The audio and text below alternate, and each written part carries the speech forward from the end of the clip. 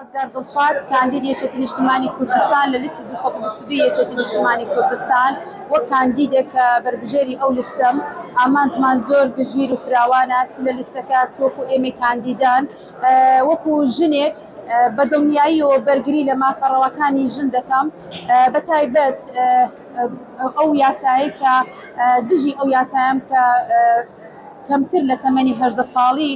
بەشودانی ئەو تەمەنە کە ئەوە کارێکی بەڕای من بە ناڕەوای دەزانم و زۆرێک لە مافەکانی ژنان کە لە یاسادا لە دەستوری عێراقیدا بچەسپێنرێەوە بە یاسا ئەو مافانە دیاری بکرێ وەکو یاسای کاری ژنان ئەو یاسانەی کە ژن لە دام و دەستگاکان لە کارگەکان لە شوێنە گشتیەکان کار دەکەن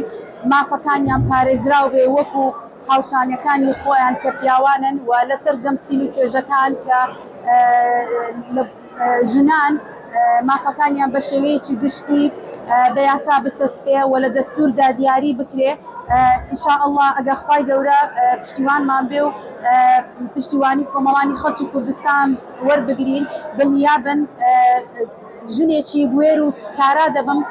و مافەکانی ژنان دەستەبەر دەکەین بە شێوەیەکی یاسایی.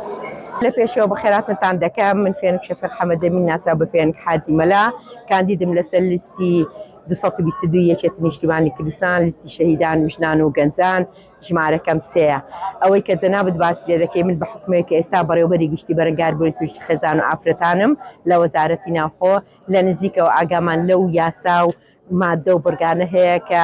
لە وەزارەت ئیش پێ دەکرێتن بەڵام ئەوەی کە جەنابەت باسی لێ دەکەی کە لە بەغدا بەعکسی ئێمەوە تا ئێستا نە بەڕێوەبەراتی گشتی بەرەنگاربوونی توشتی خێزانیان هەیە نە یاسای بەرەنگاری بوونەوەی توندوتیژی دژی خێزانیان هەیە وەکو ئێوەی کە یاسا ئێمە ژمارە 8 ساڵی 2011مان هەیە ئەوە پێشانداتن کە پێویست دەکاتن ئێمەی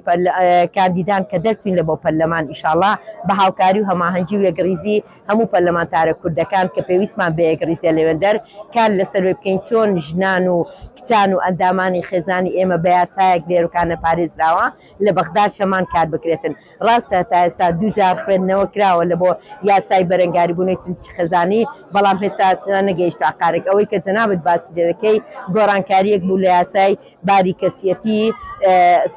بە ژمارە 188 داوایان لەوەی کرد کە بەشێک لە مەسەبیەکانی شیعەی جەعفەری داوایان کرد کە کچان هاوسەرگیری بکەن بە 9 ساڵی و کوڕان بە 11 ساڵی بەڵام خۆشبەختانە بۆ هەموو جوختانەی کە کراکە ڕێکخراوەکانی ژنانی کوردستانیش ئەندام بوون تێیدا تواندرا هەرچەندە لەوەش ڕازی نینە کە کچان بە 13 ساڵی شوو بکەن بەڵام لەگەر وەش نەفەقەدانی ئەو دایکانەی کە جیا دەبنەوە لە مێردەکانیان منداڵەکانیان ناتوان وەربگرنەوە یان نەفەقەکانیان وەربگرنەوە ئەوە یەک لە ئەرکەکانی مەدەبیتن کە بتوانین بەو هەکبەیە کە لە کوردستان هەیە ئەو کار و چالاکیانەی کە لە کوردستان هەیە بچین لە بەغداش ئیشی پێ بکەین چونکە بەڕاستی پەرلەمان شوێنێکە بۆ داڕشتنەوەی یاسایەکی دوور و درێژ بە مەودایەکی باش بۆ ئەوەی بتواندرێتن کۆمەلگا ڕێک بخاتەوە ئەجا لە ناو کۆمەلگا ئەگەر ئیش بۆ ژنان و کچانیش بکرێتن ئەوە هەر زۆر باش دەبیتن لەبەرەوەی هەمومان دەزانین ژن ژیانە و نون نیشتیمانە ئەبێ هەموو ڕێکارەکانی ژن بە نیشتیمانی بکرێتن ئەبێ کچان بپارێزرێتن ئەبێ بە یاسایەکی توکما کە نەتواندرێتن ئەوەی کە لە عێراق ڕووداتن بێتەوە لەسەر کوردستان بژمێردرێتن ئەوەی کە لە کوردستان هەیە کارە باشەکانەوە بیبین لە عێراق ئیشی لەسەر بکرێتن.